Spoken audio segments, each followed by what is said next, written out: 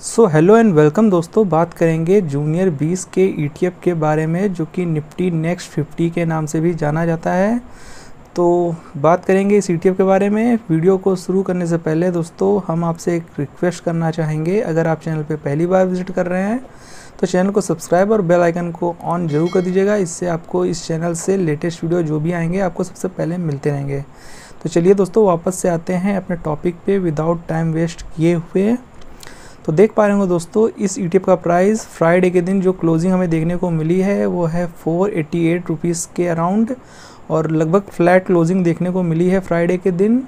और इसमें अगर बात की जाए पिछले एक महीने में क्या कुछ देखने को मिला है, तो लगभग 4.5% के आसपास का रिटर्न देखने को मिल रहा है, जो कि शानदार रिटर्न है पिछले एक महीने का।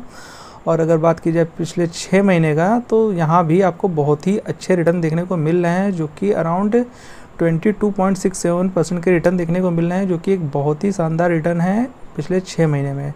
तो इतना तो कोई ETF एक साल भर में भी रिटर्न नहीं देता है जितना इस ETF ने पिछले सिर्फ और सिर्फ 6 महीने में दे दिया है। तो बहुत ही अच्छे रिटर्न देखने को मिल रहे हैं। तो वहीं बात की जाए ड्यूरिंग ईयर की, तो दोस्तों जब से 2023 स्टार्ट हुआ है, यानी पिछले लगभग 9 महीनों में, क्योंकि अभी सितंबर चल रहा है, तो 9 महीनों में लगभग 9.57% के रिटर्न देखने को मिल रहे हैं। तो देखिए दोस्तों कितना फ़र्क हो जाता है।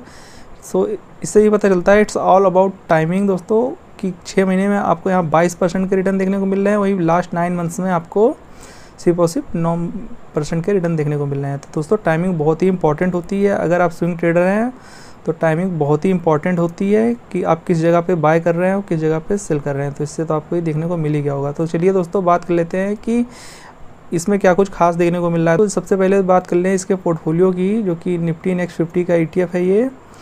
तो बता दें दोस्तों, हाल ही में इसमें कुछ पोर्टफोलियो में भी बदलाव हुआ है, जो कि आपको जानना चाहिए, क्योंकि देख पा रहे होंगे ये निफ्टी नेक्स्ट 50 यानी जूनियर 20 का पोर्टफोलियो है। तो देख पा रहे होंगे यहाँ पे आपको कुछ बदलाव भी देखने को मिल रहे होंगे। कुछ स्टॉक्स को ऊपर लाया गया है, यानी उनका वेटेज बढ़ाया गया है, और कुछ स्टॉक्स का वेटेज घटाया भी गया है। लाइक आपको अगर याद होगा तो इसमें वेदांता का पहले वेटेज ज़्यादा था, वेदांता का थोड़ा कम कर दिया गया है। तो ऐसे ही कुछ स्टॉक्स के वेटेज को बढ़ाया भी गया है, और कुछ नए स्टॉक्स भी ऐड किए गए हैं। तो आप यहाँ देख सकते हैं इसमें 50 स्टॉक्स हैं। आप पूरी डिटेल्स देख सकते हैं स्क्रीन पॉज करके। और जो इस ETF में मुझे बहुत ही अच्छी खास बात लगती है दोस्तों, मैं आपको बताना चाहूँगा। आप यहाँ देख पा रहे होंगे कि यहाँ पे जो होल्डिंग्स है दोस्तों, आप यहाँ परसेंटेज ऑफ होल्डिंग देखेंगे कि किसी भी स्टॉक में, किसी भी एक पर्टिकुलर स्टॉक में बहुत ज़्यादा परसेंटेज ऑफ होल्डिंग नहीं है। देख पा रहे होंगे 3.88%, 3.6, 3.12, मतलब कि किसी भी एक पर्टिकुलर स्टॉक में ज़्यादा बड़ा वेटेज नहीं है। तो ये एक बहुत अच्छी बात निकल के आती है।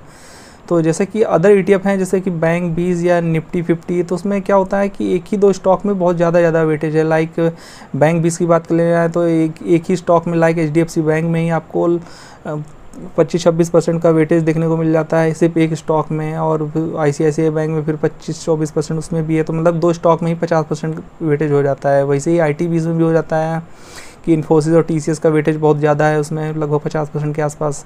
तो ये वैसा ETF है जहाँ में आपको बहुत ही अच्छा वेल डाइवर्सिफाइड पोर्टफोलियो मिल जाता है। किसी भी एक स्टॉक में ज़्यादा पैसा आपका नहीं लगता है। देख पा रहे होंगे सब स्टॉक्स में लगभग 2%, 2.5%, 3% ऐसे ही पैसा लगा हुआ है आपका। किसी भी एक स्टॉक में आपका सारा पैसा नहीं लग रहा है। ये अच्छी बात है दोस्तों।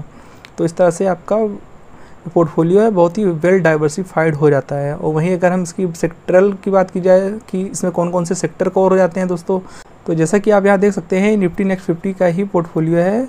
और आप यहाँ देख सकते हैं डेट भी 15 सितंबर 2023 की है, जो कि एकदम लेटेस्ट इसका पोर्टफोलियो है। तो यहाँ पे अगर सेक्टर की बात की जाए तो देखिए दोस्तों, यहाँ पे लगभग आपको 15-16 सेक्टर देखने को मिल जाते हैं। तो एक आपका बहुत ही वेल डाइवर्सिफाइड पोर्टफोलियो हो जाता है। और यहाँ भी आप देखेंगे तो किसी एक पर्टिकुलर सेक्टर में आपका बहुत ज़्यादा पैसा नहीं निवेश हो रहा है। लाइक देख सकते हैं financial services, FMCG, consumer services, capital goods. तो मतलब कि बहुत सारे सेक्टर में आपका पैसा डाइवर्सिफाइड हो जाता है। तो ये आपके लिए बहुत ही अच्छी बात निकल के आती है, किसी भी एक सेक्टर में आपका ज़्यादा पैसा नहीं लगता है। तो ये तो इस ETF को और भी अच्छा बनाता है, इसकी जो बात है। तो चलिए एक बार देख लेते हैं टेक्निकल्स क्या कुछ कह रहा है इस ETF का आज की डेट में।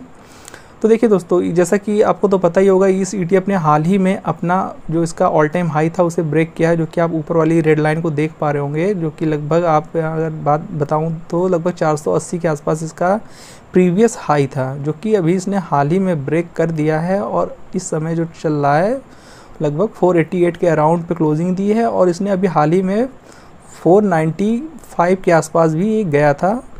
तो वहाँ से अब थोड़ा सा करेक्शन आया है। आप यहाँ एक लाल कैंडल देख पा रहे होंगे, एक बड़ी कैंडल, तो वहाँ पे हमें थोड़ी बहुत गिरावट देखने को मिली थी।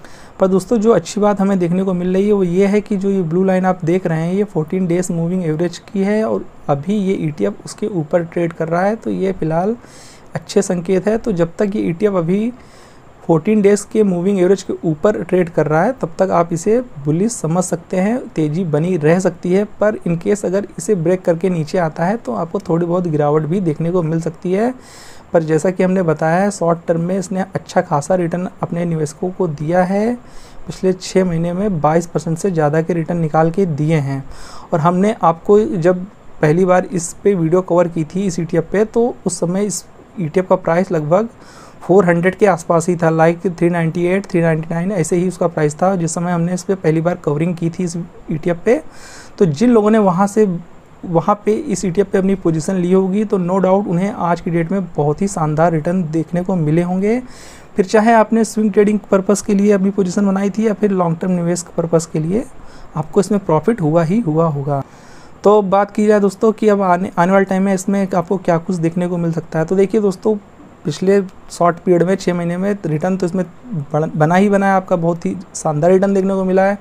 तो इन केस जैसा कि हमने कहा कि अभी 14 डेज मूविंग एवरेज के ऊपर चल रहा है तब तक आप इसे बुलिश समझ सकते हैं। बट इन केस अगर उसके नीचे आता है तो आपको थोड़ा बहुत ये समझना चाहिए कि यहाँ से प्रॉफिट बुकिंग हो सकती है और यहाँ पे गिरावट भी हमें देखने को मिल सकती है। पर दोस्तों एज अ स्टॉक मार्केट निवेशक आपको दोनों ही परिस्थितियों के लिए तैयार रहना चाहिए। कोई किसी भी पार्टिकुलर पॉइंट में आपको एकदम 100% सजेशन नहीं दे सकता और ऐसा कोई प्रिडिक्ट भी नहीं कर सकता है, ये ऑलमोस्ट इम्पॉसिबल है दोस्तों। आपको दोनों ही परिस्थितियों के लिए पहले से तैयार रहना चाहिए। देखिए अगर आपने स्विंग ट्रेडिंग पर्पस के लिए इसमें पोजीशन बनाई थी तो आपको मैक्सिमम हो सके तो प्रॉफिट बुक कर लेना चाहिए। आप अपना थोड़ा बहुत पैसा आप अभी छोड़ सकते हैं आगे के लिए, इनकेस यहाँ से भी तेज़ी बनती है तो आपको उस लॉट पे भी प्रॉफिट हो।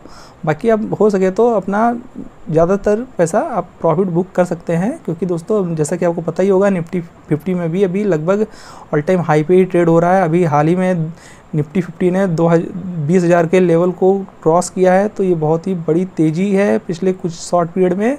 तो हो सकता है यहाँ से आपको थोड़ी बहुत गिरावट भी देखने को मिल सकती है। तो हो सके तो आप ज़्यादातर पैसा अपना प्रॉफिट बुक करके रखिए और हो सके तो थोड़ी बहुत गिरावट आए तो आप उसे फिर से री इन्वेस्ट करके आप उसे कंपाउंडिंग का भी बेनिफिट ले सकते हैं। क्योंकि दोस्तों अगर आप प्रॉफिट बुक नहीं करेंगे टाइम टू टाइम तो कभी कभी ऐसा होता है कि आप प्रॉफिट नहीं बुक करते हैं तो आपके हाथ में जो प्रॉफिट होता है और इनकेस वहाँ से गिरावट होती है तो वो आपका प्रॉफिट भी लॉस में कन्वर्ट हो जाता है, तो फिर बाद में आपको पछतावा होता है। तो इससे अच्छा है आप प्रॉफिट बुक करते चलिए। अगर आपका टारगेट हिट हो रहा है, आपने जितना टारगेट लेके चले थे, अगर आपको उतना रिटर्न मिल रहा है, उससे ज़्यादा रिटर्न मिल रहा है तो हो सके तो आप प्रॉफिट बुक करते हुए चलिए। तो बाकी दोस्तों ये हमारा सजेशन था। हो सके तो अपनी एनालिसिस और अपनी स्ट्रेटेजी के अकॉर्डिंग भी काम करिए दोस्तों। ये हमारा व्यू था, हो सकता है आपका व्यू डिफरेंट हो, तो अपनी एनालिसिस और अपनी रिसर्च भी जरूर करिए दोस्तों। तो दोस्तों ये था एक क्विक अपडेट इस ETF के बारे में। दोस्तों अगर आपको वीडियो पसंद आया हो तो वीडियो को लाइक और चैनल को सब्सक्राइब करना बिल्कुल भी मत भूलिएगा। मिलते हैं नेक्स्ट वीडियो में, तब तक के लिए keep learning and be discipline.